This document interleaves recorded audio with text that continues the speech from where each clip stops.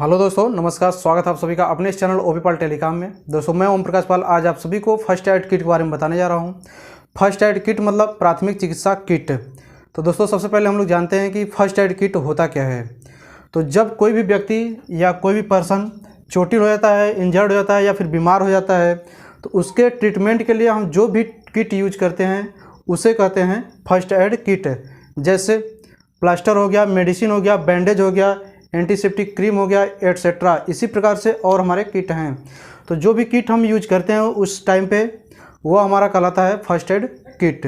तो आइए आज हम लोग जानते हैं कि फर्स्ट एड किट्स के कितने टाइप्स हैं। तो यहाँ पे देखेंगे types of first aid kit. तो पहला हमने यहाँ पे लिया है plastic first aid box. Means जो भी हमारे फर्स्ट एड किट के आइटम हैं, जैसे आपके बैंडेज हो गया, सीजर हो गया और एंटीसेप्टिक क्रीम हो गया और हमारे मेडिसिन हो गए, तो इन सभी चीज़ों को रखने के लिए हमें एक बॉक्स की ज़रूरत होती है जिसे हम बोलते हैं प्लास्टिक फर्स्ट एड बॉक्स।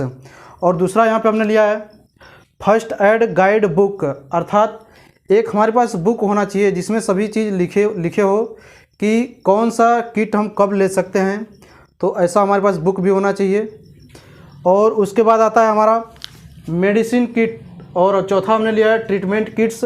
तो मेडिसिन किट में हमारे मेडिसिन रहेंगे, अर्थात दवा रहेंगे कि कौन सी दवा कब लेनी है, कैसे लेनी है। तो यहाँ पे हमने दवा के नाम लिख दिए हैं। जैसे आपका है एसिलॉक 300 mg, इनो हो गया, डाइजिन हो गया, इंट्रोक्विनाल हो गया, ओमाइन हो गया, एंडसेट हो गया, नाइसेट हो गया, पैरासीटामॉल, मेफ्टाल स्पास हो गया, नोबल कोल्ड हो गया, टॉक्स बेटेंसाल हो गया, सिट्रीजाइन हो गया, बिटाडीन हो गया, इलेक्ट्रल और ORS पाउडर हो गया। तो इस प्रकार से हमारे दवा हैं। तो जैसे हमारा पहला है एसिलॉक 300 mg या फिर इनो। तो जब आपको एसिडिटी हो, गैस हो, उस सिचुएशन में आप क्या कर सकते हैं, एसिलॉक 300 mg या फिर इनो ले सकते हैं, तो आपका ठीक हो सकता है। दूसरा आता है डाइजिन या इंट्रोक्विनाल। ये कब होता है कि जब आपको कच्ची ढकार हो, गैस हो, आपको पेट में दर्द हो और लूज मोशन हो, तो उस सिचुएशन में आप इस दवा को, डाइजिन को या फिर इंट्रोक्विनाल टैबलेट को ले सकते हैं। उसके आगे आता है एवोमाइन या फिर एनसेट। जब आपको उल्टी हो रहा हो, जी मिचला रहा हो, जी घबरा रहा हो, उस सिचुएशन में आप ये दवा ले सकते हैं। अगला आता है नाइसेट या पैरासीटामॉल। जब आपके शरीर में दर्द हो, बुखार हो, सर में दर्द हो, जब ये सभी चीज़ें रहे, कहीं भी हल्का फुल्का दर्द हो, तो उस समय आप नाइसेट भी ले सकते हैं या फिर पैरासीटामॉल भी ले सकते हैं। अगला आता है मेफ्टाल स्पास, अर्थात ऑनली स्टमक एक, यानी कि आपके लूज मोशन ना हो, गैस ना हो और ये सभी चीज़ें ना हो, सिर्फ पेट में दर्द हो, उस समय आप ले सकते हैं क्या चीज़, मेफ्टाल स्पास। अगला आता है नोबल कोल्ड। जब आपको सर्दी जुकाम केवल हो, उस सिचुएशन में आप ले सकते हैं नोबल कोल्ड। और आगे आता है टॉक्स बेटेंसाल, अर्थात ये दोनों दवा तब ले सकते हैं सर्दी जुकाम के साथ साथ आपको खांसी आ रही हो, उस समय ले सकते हैं टॉक्स बेटेंसाल। आगे आता है सिट्रीजाइन, अर्थात जब आपको एलर्जी हो, एलर्जी का मतलब कि आपको जैसे खुजली हो गया और छोटे छोटे दाना टाइप होते हैं, जब इस टाइप से आपको एलर्जी हो उस समय आप ले सकते हैं सिट्रीजाइन। उसके बाद आता है बिटाडीन। बिटाडीन यानी कि घाव पे लगाने के लिए होता है, उस समय आप बिटाडीन यूज कर सकते हैं। Electral ORS powder.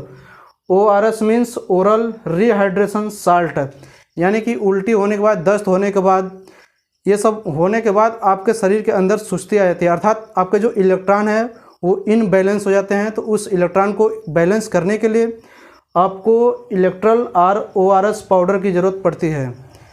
तो आइए आगे इसके चलते हम लोग देखते हैं ट्रीटमेंट किट्स हमारा क्या क्या होता है।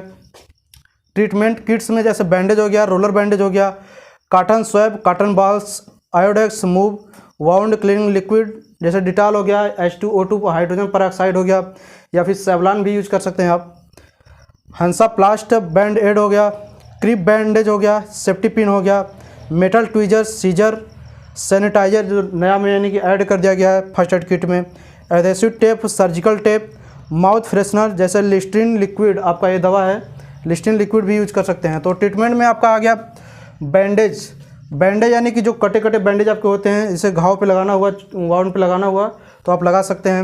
रोलर बैंडेज हो गया, यानी कि बैंड का आपका रोल होना चाहिए, जो कि कहीं पर भी चोट लगा हो तो आप वहाँ पे बैंड कर सकते हैं। अगला आता है कॉटन स्वैब। कॉटन स्वैब यानी कि रुई के जो फाहा होता है, रुई के फाहा आपके पास होने चाहिए। और कॉटन बाल्स यानी कि रुई के जो बाल्स छोटे छोटे होते हैं वो भी होने चाहिए आपके पास। जैसे छोटा सा घाव हो वहाँ पे आप क्या करें, उसको लगा दें। आयोडेक्स मूव यानी कि कहीं पे भी जोड़ पे दर्द हो, कहीं कमर में दर्द हो, कहीं पर भी दर्द हो तो आप मूव या आयोडेक्स से मालिश करके वहाँ पे सही कर सकते हैं। वाउंड क्लीनिंग लिक्विड यानी कि घाव को धोने के लिए आपके पास कोई लिक्विड, कोई दवा होना चाहिए। जैसे आप डिटॉल से भी धो सकते हैं या फिर सेवलॉन से भी धो सकते हैं, या फिर आपके पास H2O2 जो कि हाइड्रोजन पेरोक्साइड आपको जल्दी ये मिलेगा नहीं, वैसे आप डिटॉल से या सेवलॉन से भी काम चला सकते हैं। आगे आता है हंसाप्लास्ट बैंड एड, अर्थात जब आपको कहीं पर भी थोड़ा सा चोट लग जाए, कट जाए हल्का सा, तो आपका ये 1-1.5 रुपये का एक मिलता है बैंडेज, जो कि आप लगा सकते हैं। आगे आता है क्रीप बैंडेज।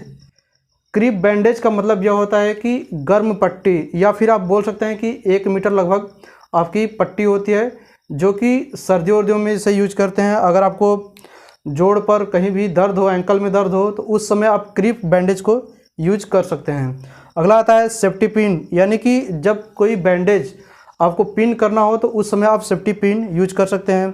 आगे आता है मेटल ट्विजर्स, यानी कि जो आपकी चिमटी होती है जैसे मेटल को उठाने के लिए, तो वहाँ पे आप मेटल ट्विजर यूज कर सकते हैं। सीजर यानी कैंची, जब आपको बैंडेज वैंडेज काटना हो तो वहाँ पे सीजर यूज कर सकते हैं।